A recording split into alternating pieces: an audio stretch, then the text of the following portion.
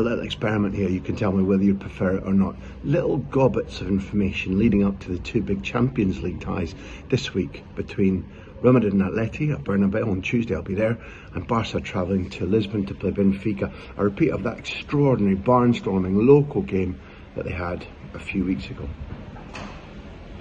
For those who don't remember well, Cholo Simeone arrived at Atleti as the saviour, the Messiah, not a very naughty boy, the Messiah. Atleti hadn't beaten Madrid since 1999. It was dragging on towards a decade and a half, and they couldn't win under any circumstances. Even if they got in front, their noses in front, they'd fall over, get a nosebleed, trip up and knock each other over. It got so bad that the Madrid bands held up a banner at one derby saying, "Wanted, a decent rival for the Madrid derby." Brutal slag off, brilliant banter. Bit sore if you're an Atleti fan. Along comes Simeone. Gradually, he takes stock of what's happening, understands it a little bit. And in Mourinho's last game in charge of Real Madrid, the cup final, played at the Bernabeu, Atleti win. It's a shitfest. Kicking, cheating, diving, anger, fury, red card for Cristiano Ronaldo, winner for Miranda. Atleti win the cup. They've won a derby. Simeone has broken the hex. They win the Super Cup against Madrid. They win the first league match of that new season against Madrid.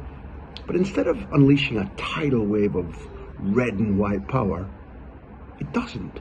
Gradually, Madrid claw it back and get under Cholo Simeone's skin, and that's the point for Tuesday. It all began to go wrong in 2014. Atleti had just done magnificently, won the title. Simeone wins the title as a footballer in '96 for Atleti, and the coach too in 2014. Remember that last day of the season draw at Camp Nou, Godin's header. 1-1 draw sufficient for Atleti to win the title. Many of the Camp Nou fans stay behind to applaud their rivals. Anyway, within a few days they're in Lisbon. Think about it. Both sets of rival fans travelling from the capital of Spain by the same routes, whether it be train, boat, plane, pogo stick, bicycle, all travelling together, all travelling back. No way to do it differently. Not two rival countries, not two rival cities. Madrid empty, the white half and the red and white half. Atleti are winning. Godin's header, Casillas' mistake, until there are seconds remaining. Corner kick coming in, again if memory serves me well, Modric's corner.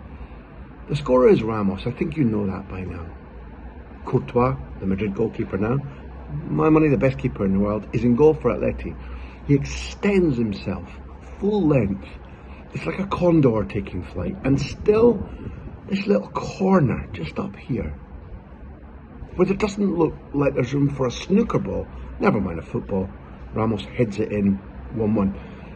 And I'm talking to you now about this extraordinary interview I had with Ramos a little bit later, where he said his grandfather, who'd meant everything to him, who'd educated him about football, about life, who'd consoled him when his mum and dad, Sergio Ramos, they wouldn't let him become a toreador. His granddad was a massive Madrid fan, and the relationship between the young man and the old man was great. The granddad had died recently, and I don't care if this sounds fanciful, it's what Ramos told me.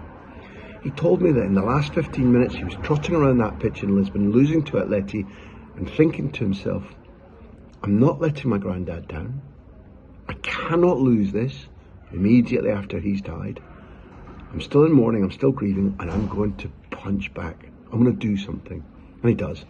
His header equalises it. Madrid win in extra time comfortably. Cholo Simeone is sent off.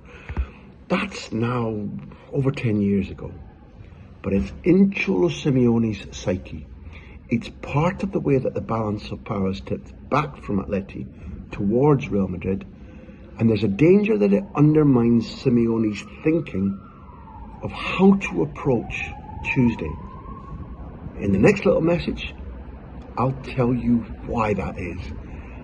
And I'll tell you about my personal experience of the next hugely damaging wound Madrid inflicted, not just on Atleti, but on Cholo Simeone. Viva la Liga. Come on.